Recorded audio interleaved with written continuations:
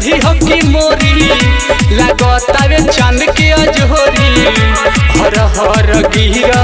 ताटे पानी रे जुअत पसेना तोर पानी नियन चमके जवनिया चानी नियन चोलिया में छेद मच्छरदानी नियन चोलिया में छेद मच्छरदानी नियन डोले ला जवनिया पलानी नियन गोरी रे तोर ढोढ़ी हकी मोरी लागतावे चांद के अजोरी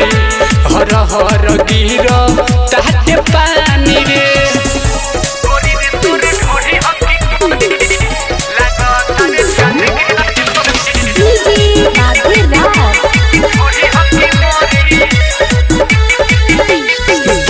जवानी दरिया खानी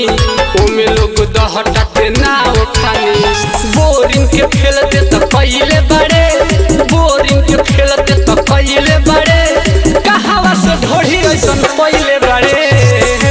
गोरी रे तोर ढोढ़ी हकी मोरी लागतावे चांद के अजोरी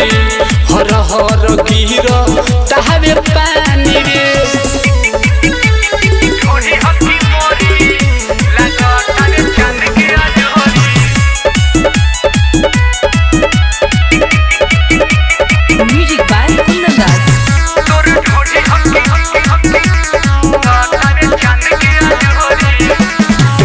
जल फेल सब भइल बावे कल बावे पागल आइल होय अमित अंचल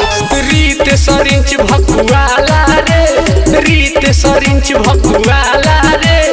का कहिए के निराला रे गोरी रे तोर ढोढ़ी हकी मोरी लागतावे चांद के अजोरी हर हर गिरा तावे पानी रे साक्षी रिकॉर्डिंग स्टूडियो।